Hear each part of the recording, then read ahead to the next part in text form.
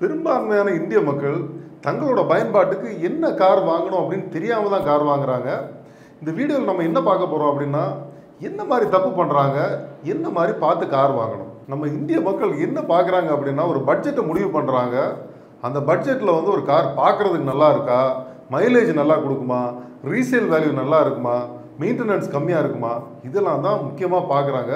இதுக்கு மேலே பார்க்குறதுக்கு வந்து ஒரு காரில் அவ்வளோ விஷயம் இருக்குது. அதை தெரியாமல் தான் வண்டி வாங்குறாங்க. மக்கள் பார்க்குற அந்த சில முக்கியமான ஃபேக்டர்ஸை தாண்டி மக்கள் வந்து சேஃப்டிக்கு முக்கியத்துவம் கொடுக்குறதே இல்லை.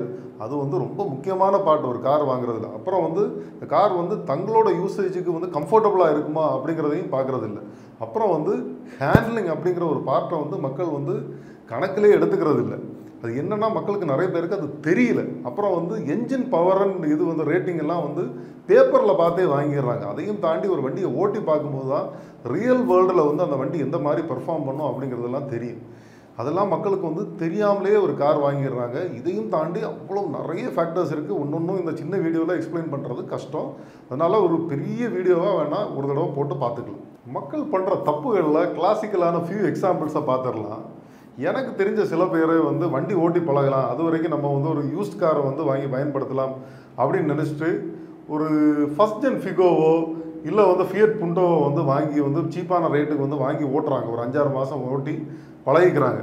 அதுக்கப்புறம் வந்து வித்துட்டு வந்து i20 வந்து வாங்கிக்கிறோம் அப்படின்னு சொல்லிட்டு அப்கிரேட் மாதிரி வாங்கி ஓட்டினவங்களாம் எனக்கு சில பேரை தெரியும். அது வாங்கி ஓட்டிட்டு வந்து இது அந்த பழைய வண்டி மாதிரி இல்லையே, என்னமோ வித்தியாசமாக இருக்கே அப்படிங்கிறது மாதிரி ஃபீல் பண்ணுறாங்க. அந்த வண்டி இதை விட பெட்டராக இருந்தே ஓட்டுறதுக்கு அப்படின்னு ஃபீல் பண்ணுறாங்க. அவங்களுக்கு என்ன தெரியல அப்படின்னா, அந்த வண்டிங்க வந்து பயங்கரமான ஹேண்ட்லஸ், ஹை ஸ்பீட் ஹேண்ட்லிங் எல்லாம் நல்லா இருக்கும், ஸ்டிஃப் சேசிங் இருக்கும், சஸ்பென்ஷன் டியூனிங் எல்லாம் வந்து ஒரு டிரைவர் ஓட்டுறது மாதிரி ஃப்ரெண்ட்லியாக இருக்கும் அப்படிங்கிறது மாதிரி விஷயமே அவங்களுக்கு தெரியவே இல்லை. வாங்கி ஓட்டினதுக்கு அப்புறம் தான் அவங்களுக்கு தெரியுது, ஓ ஹேண்ட்லிங்னு ஒரு பார்ட் இருக்குது அப்படிங்கிறது தெரியுது. அதே மாதிரி வந்து இந்த மாதிரி பையர்ஸ் இல்லாமல் மெச்சூர்ட் பையர்ஸ், நாங்கள் வந்து நிறைய கார் ஓட்டிட்டோம், இனிமேல் வந்து நாங்கள் வந்து லக்ஸரி செக்மெண்ட்டுக்குள்ளே போக போகிறோம் அப்படின்னு சொல்லிட்டு BMW 3 சீரீஸ் வாங்கி ஓட்டின சில பேர் எனக்கு தெரியும். அது கொஞ்ச நாள் ஓட்டினதுக்கப்புறம் வந்து நாங்கள் வந்து இன்னும் வந்து பெட்டர் காராக ஒரு புது கார் வாங்கிக்கிறோம் அப்படின்னு சொல்லிட்டு Audi A4 வந்து வாங்குறாங்க.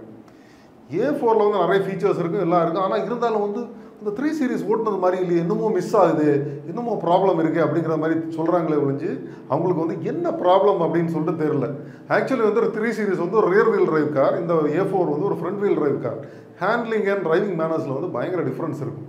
இதெல்லாம் தெரியாமல் தான் மக்கள் வாங்குறாங்க. இதெல்லாம் ஃபியூ கிளாசிக்கல் எக்ஸாம்பிள்ஸ் தான். இதையும் தாண்டி அவ்வளோ விஷயங்கள் இருக்குது. அதனால் வந்து நான் என்ன சொல்கிறேன் அப்படின்னா, ஒரு கார் வந்து என்ன அப்படிங்கிறது நல்லா தெரிஞ்சு வாங்குங்க. அப்படி தெரியல அப்படின்னு சொன்னால் எங்கேயாவது கற்றுக்கோங்க, இல்லைன்னா யார்ட்டையாவது நல்லா கேட்டு